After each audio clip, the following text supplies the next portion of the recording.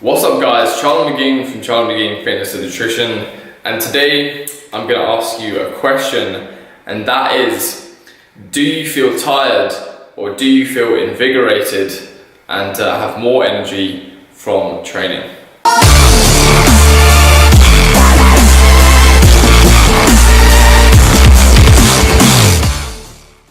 Now if you feel more energized and you have more energy after training, good, you're doing some things right, but you may not be training hard enough, so you might have to look into that, because maybe you should be feeling like a little bit tired and a little bit like you've kind of pushed yourself in the gym. So if you're feeling very good after training, then maybe you need to train a bit harder, especially if you're not getting the results that you want.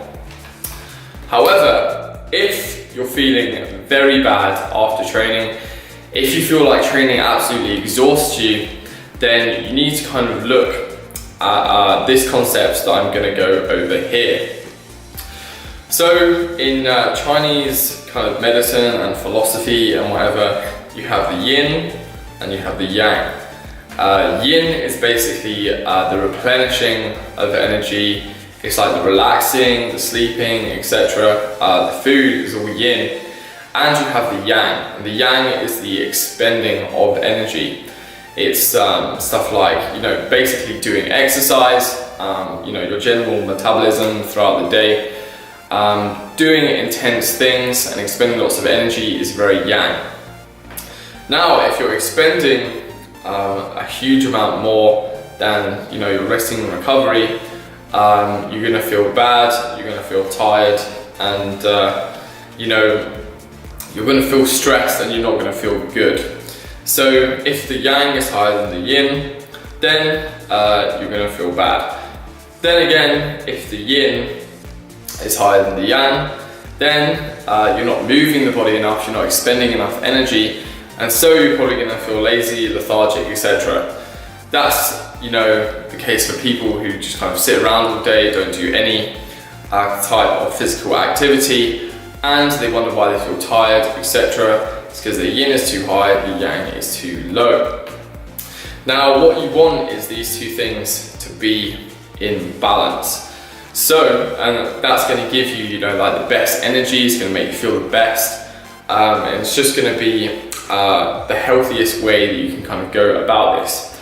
So if you think of your exercise and your training as your yang, your expending of energy, you want to be able to have enough yin, enough resting, replenishing energy to support that. Because the more you train, the more rest and recovery that you need. Now, so if you're feeling really shit after your workouts, then you need to increase the yin. So that can mean things like sleeping more, sleeping 9 hours instead of 8. It can mean eating more throughout the day, and especially if you've got big workouts, eating a very big pre-workout meal and eating during your workout, which I promote a lot because it helps to blunt that cortisol and reduce that spike in expenditure. Kind of adds that yin while you're doing the yang, and so that kind of like helps to balance it out during that workout. So you can be doing all of these things to help your recovery in the gym. Now this is going to help you feel better like straight after the gym, but then again it's going to help you better the next day. So if you're feeling very shit after workouts the next day, these long-term things like sleeping more and eating more regularly throughout the day, eating more protein, stuff like that, they're going to help you recover, and eating during your workouts as well. So you want to make sure these things are balanced, and they help you balance out the yin and the yang, so you have the best energy and you don't feel shit after your workouts.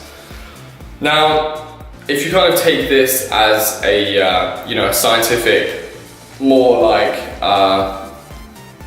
newer way of thinking about it, you can think about it as stress.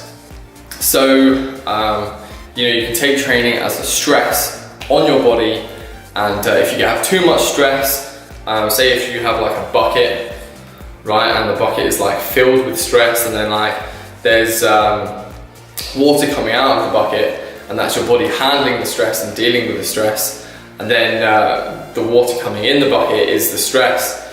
If the stress becomes too much, it overflows and your body becomes out of balance, and you become overly stressed and tired, lethargic, etc. So you need to find ways to release that stress.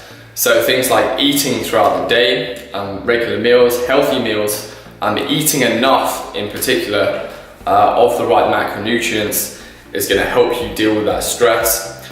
Getting enough sleep is going to help that water come out of the bucket as well.